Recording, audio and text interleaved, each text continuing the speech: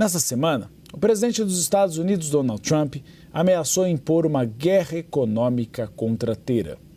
Trump afirmou que tomará medidas econômicas contra qualquer país que fornecer apoio a Teherã, no que ele descreveu como a medida mais devastadora já tomada por Washington. Ele, inclusive, ameaçou Omã. As autoridades iranianas condenaram a ameaça e alertaram para punições contra quem ordenar ou impuser as sanções. Um aliado do líder supremo do Irã, Mojtaba Khamenei, classificou a estratégia como desespero do presidente americano. Sobre esse cenário truncado no Oriente Médio, eu converso agora com o economista Benny Fard. Ele é iraniano, ele vive no Brasil desde os 17 anos. Benny, muito obrigado pela presença nessa noite de sábado por aqui. Gostaria de começar avaliando o quadro geral.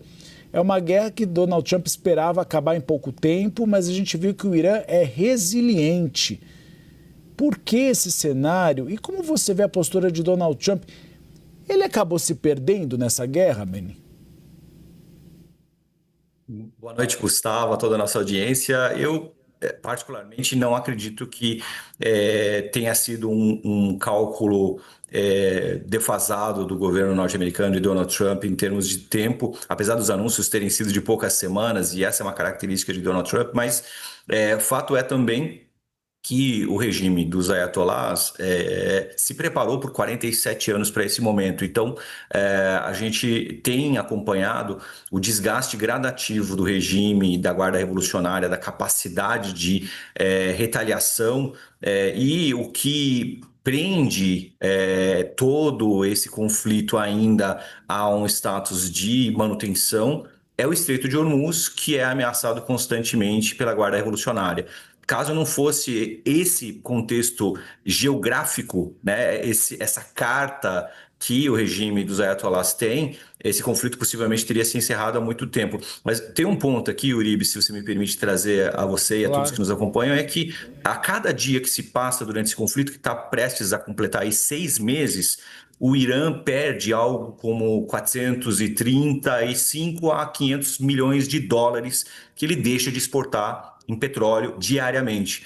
E o PIB do Irã é de algo como 400 bilhões de dólares, bilhões.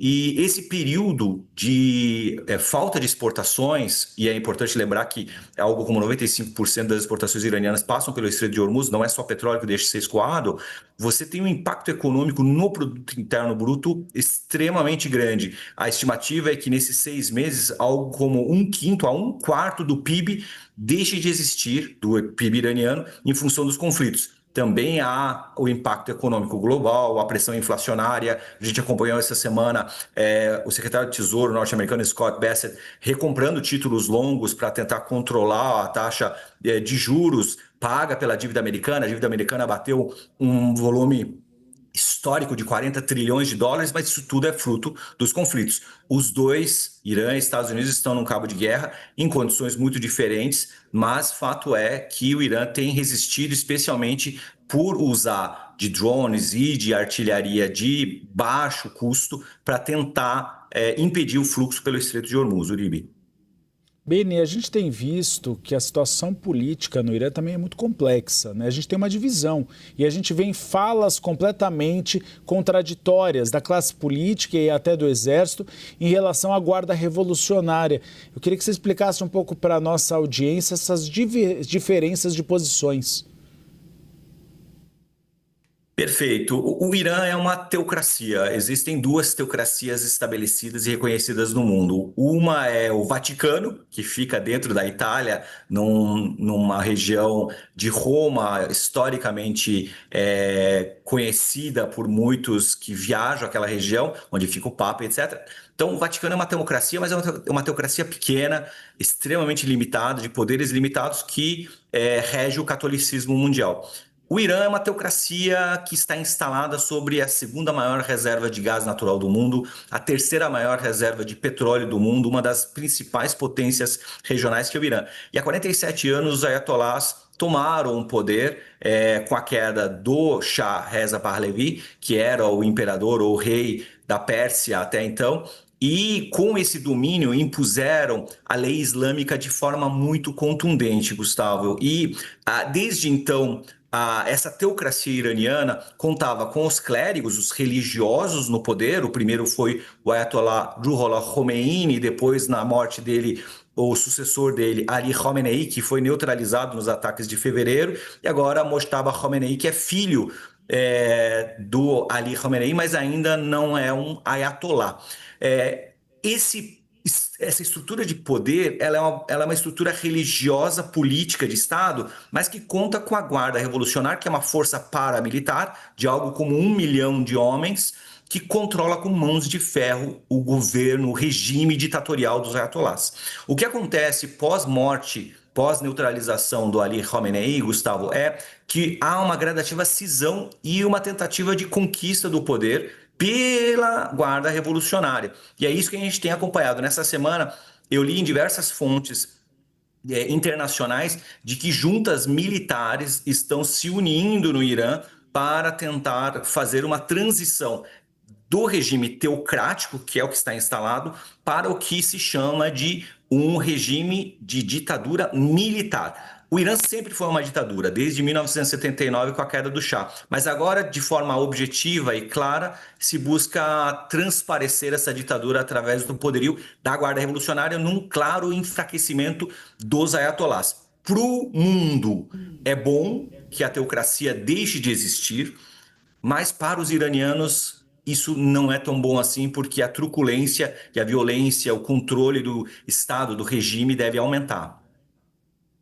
Beni, vamos olhar para o aspecto econômico. Como um dos principais aliados do Irã na importação de petróleo, a China pode ser também alvo na sua avaliação dessas sanções americanas? Sem dúvida, quando o Donald Trump anuncia esse dia D econômico, que assim ele chamou, contra o Irã, ele manda um recado claro para a China.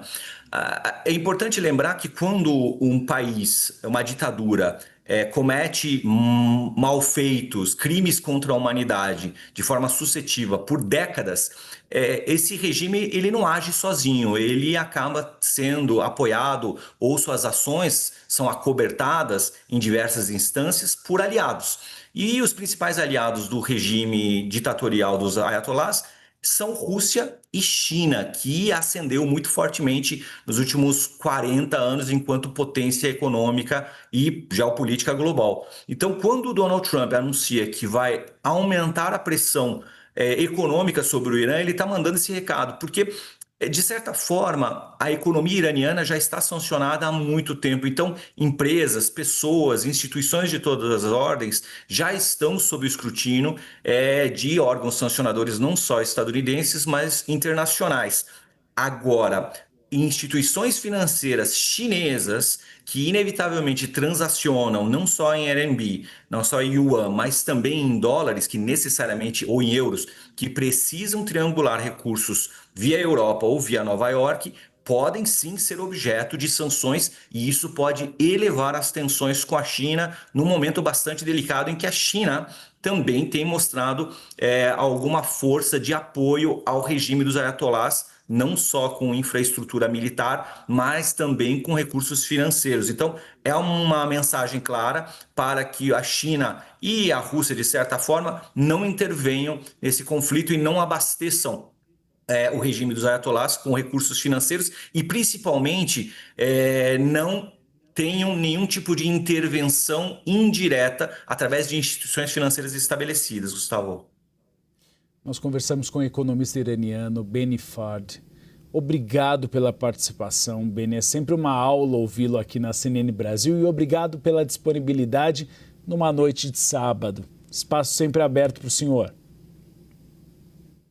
Muito obrigado a você e a toda a nossa audiência, Gustavo. Até a próxima.